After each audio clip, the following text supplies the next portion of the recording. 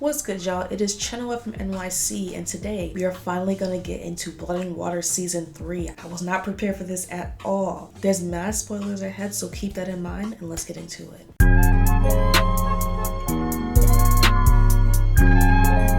She's been here before, she's been waiting.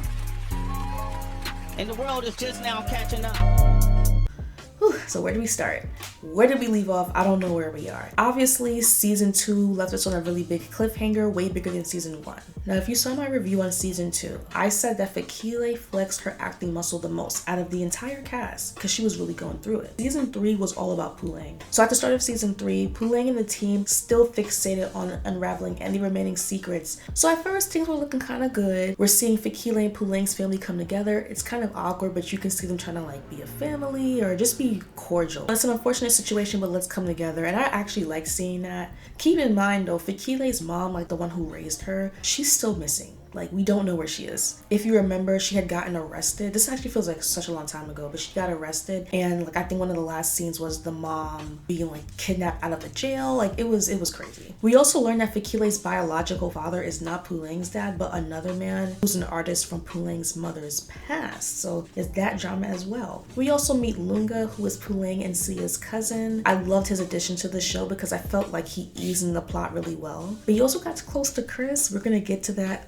in a little bit. So the season also starts with the new year, which is also the start of the academic year, which was a shock to me. I actually have to Google that because I did not know that some schools start in January in South Africa. So, you know, learn something there. But anyway, Sia, who's our favorite little brother, he's now at Parkhurst with everybody else because he's in high school now.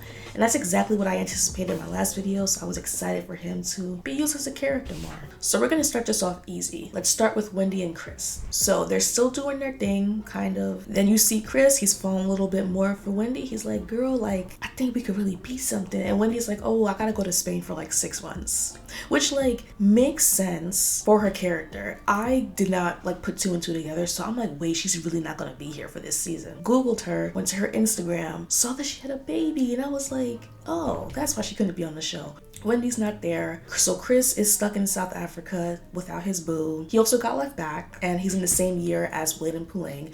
He was really out here these first 2 seasons, so that's where he's at. He starts falling for Lunga, who's Puleng's cousin, and I kind of do like them together. I don't know if that's a good or bad thing, but I'm curious to see how he navigates things with Wendy still. Zama was also MIA, but then I also saw that she had a baby. She had a baby, and I'm assuming that's why she wasn't in this season. If there's a season 4 and she has time, I would love to see her character come back for sure. Now on to Reece. Her drama from last season followed her into season 3. So the only thing is Reece's storyline felt very separate from the main drama going on.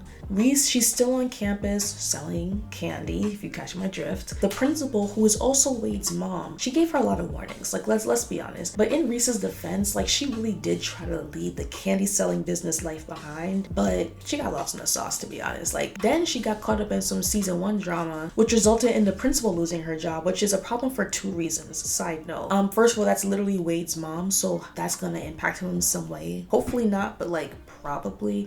And 2, who's gonna replace her? Tied in with Reece though is Tahira. Tahira also got more of a storyline this season, but again, it kept her away from Puleng, like definitely far away from her and everybody else. Some random dude pulls up to the school, and all you need to know is that he's preying on Principal Daniel's downfall. He's coming to investigate, but it really just feels like he wants to just find something wrong, and I mean he does. Again, back in season 1, Reece was skimming money off of committee budgets, and they take that very seriously.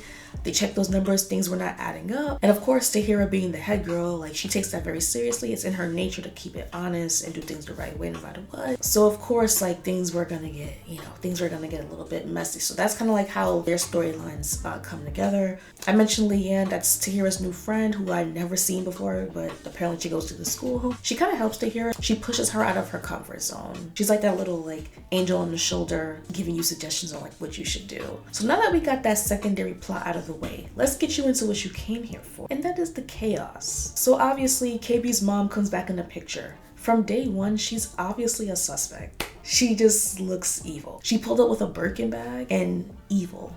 inside of it. That was that's all she had, her only belongings. So there's this scene where she's being interrogated, and while that's happening, Sam, who's Fakile's boo, and his mom, who's the counselor, we see them get kidnapped, and I assumed immediately like that's because of her, like, and I'm like, oh, this is getting pretty serious. So Puleng, Fakile, and Wade, they start connecting some dots, and they find out about this modeling agency that's a bit sus to them, and I mean, they're not wrong because it's associated with Katie's mom, but their best idea is to pretend to be models looking for work and infiltrate the agency. So I need to acknowledge the moment that I knew that this season was really serious. At the end of episode 2, KB's mom pulls up to the school. She pulls up on Puleng, and obviously she's trying to intimidate her. So KB finally finds his mom, so they're about to like part ways. He heads off. Lisbeth turns around and says to Puleng, "Drive safe." Y'all, why in the next scene Puleng is with her dad in the car? Yes, you know where this is going. I'm already looking sideways because I'm like, they wouldn't do that. Like, they wouldn't do that. And mind you, I already don't like driving scenes in shows and movies because I always feel like somebody's gonna crash. Guess what happened? Yes, Puleng and her dad got into an accident. Y'all, he did not make it. Like, I was actually shocked, like, because Puleng has injuries. She has a cast, she has like a neck brace on. But I thought that I was gonna be in a coma. You know how they love to do that in dramas. Put somebody in a coma. No, that man gone. So obviously, like I said, Puleng has her injuries, but she's more hurt on the inside. But Puleng's way of like healing is just getting justice and vengeance. Like, she doesn't want to rest. She did her little physical therapy, but not like she wanted to beat somebody up, and I do not blame her. So here's where things get messy, because the obvious elephant in the room after a while is the fact that KB's mom is literally the drama. She obviously has deep connections with dangerous people you don't want to interact with, people who are clearly involved with the trafficking business. And the group is looking at KB like, bro, like, can you talk to your mom? Like, can you get some info on what's going on? And he's like, how could you ask me that? She's my mom. And I'm like, bro, she just came out of nowhere. Like, let's be for real. I don't want to see how old or how many years he said it was, because I don't remember. But it's something like a lot of years. I guess he does come through at the end of the season. He helps out. But at first I'm like, KB, you are wasting time. Like, we need you. Like, be a soldier. Now episodes 3 and 4 is where it gets real wild. With Luna's help, Reece decides to throw a warehouse party. She has a lot of candy on her. She doesn't want it anymore. She needs to sell as much as she can to get a lot of money to pay off her debts and stay alive. So that's what Reece is doing. Of course, as parties do, this party got raided and got shut down. Obviously, some people were arrested, including Wade, who had candy planted on him, knowing darn well Wade does not even, he don't even look at candy. He doesn't even know what it looks like. But honestly, this was a front because traffickers snatched up Puleng from this party, probably because she was making too much noise and, making it hot. So from here on out, Puleng is gone. Arkansas is locked up in the middle of nowhere, no food, no water. And it took like half of the 4th episode for people to even notice she was gone, which I'm gonna let them rock because like it was a chaotic night, so people assume she was at home or outside, but she was really out here suffering. But Wade, of course, our king, someone that Puleng did not deserve, but glad he was there.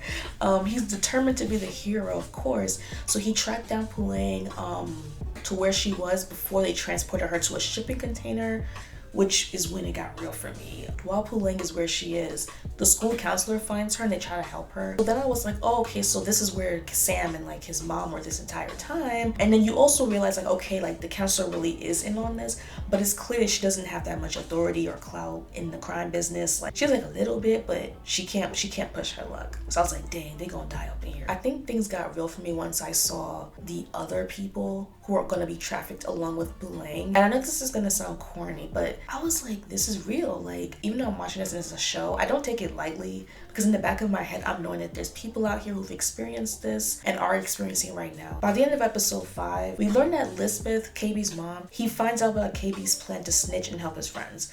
We also learned that KB's dad has no say whatsoever. Lisbeth was obviously calling the shots. She did not take him seriously. So when I'm watching this, I'm like, damn, like if that's how KB's dad is gonna act, they might as well just give up. Like he literally turns around and sees a gun in his son's face. He's like, wait, what's going on? So it's like, okay, dude, like how are you helpful here? So the end of episode 5 really actually had me stressed though. Fakile and Chris end up at KB's house and they end up being hostages. While Fakile and Chris are hostages, Fakile asks Lisbeth, where's her mother? Like her adopted mother, just because, you know, all this time has gone by and Fakile doesn't know where her mom is. Why did KB's mother look at Fakile and say, girl, she's dead? Like basically, looked back at her husband and was like, yes, I said it and I'll do it again. Fakile is now dealing with instant grief while being held hostage. That's evil. Like, and mind you, KB's in the room watching his mom just like make his best friend feel like nothing. And I would just feel like the worst friend ever. I would feel so guilty. Like, sorry, I'm related to this lady. Anyways, Elizabeth picks up some heat and starts shooting. I immediately rushed to episode 6. First 60 seconds of that show, Fakile and KB's dad are on the floor with wounds. That's where I woke up and I was like, oh wait, this is for real. Like, crimes are being committed. They end up in the hospital. I thought KB's dad passed away, but he actually did not. Fakile ends up needing a liver transplant, and that storyline helps her to reconnect with her biological father, which is cool. Also random, but I did not know you could do a partial liver transplant. Shout out to Blood and Water for that lesson. But we also learned that one of the detectives is out here two-timing. It's the old guy. He's a cop, but he also works with the crime syndicate on the low. And it was at this moment, around this time, when I realized that Puleng is really that girl. Like, there's this scene where like trying to get them to all stripped down and like spray them down with water, probably get them on the boat. And Puleng has this bucket and she quickly thinks and like rips the metal and like makes like a weapon out of it, and let's just say your girl uses it and she causes some damage. If I were in that position, I would be really, really scared. But also like, cause I'm like, would I actually do that? Like, would I actually think to do that? Would I be brave enough just to save not only myself but like other people? Because yes, I want to, but that's a really scary situation. So who knows how adrenaline might kick in. But yeah, she ends up like saving her life and it was very climactic. Like, she jumps in the water. And I also got confused by the cop because he like shot people. I don't know what cover he was trying to keep up, but he was two-timing, so we don't like him. But by the end of the episode, Lisbeth is arrested. KB's dad is in the hospital, but he's gonna be arrested too. And they arrest the cop who was two-timing. However, they're obviously not in the clear because at the end, they show that trafficking is obviously still happening. Just because KB's mom is gone, like, she's literally one person. There's obviously more opportunity. A man alludes to having more. And then they remind us that this same guy who's saying that with the trafficking agency was hanging out with Tahira and Leanne. So that's kind of setting it up for next season. Really quick to Wendy and Chris, just because they come back at the very end or near the very end. After everything that everybody went through, Wendy has no idea what's going on. All she really cares about is working on her relationship, and it's like, girl, go home. Like, and then on top of that, Chris dubs Lunga because Wendy's here. He just rejects his call, and I'm like, no, don't do that. I feel like Lunga would be good regardless, but still, it's just like, you don't have to do them dirty. But yes, that is my breakdown of season 3 of Blood and Water. It was obviously very intense and it had so much more going on compared to last season. I had no idea how to organize this video, so if I missed anything, please let me know. What I need to see next season: 1, what's the tea on Leanne? 2, who's the new principal? And I'm gonna leave it at that just for right now, because this season technically ended on a cliffhanger because we did get justice, but it seems like there's still more story to be told.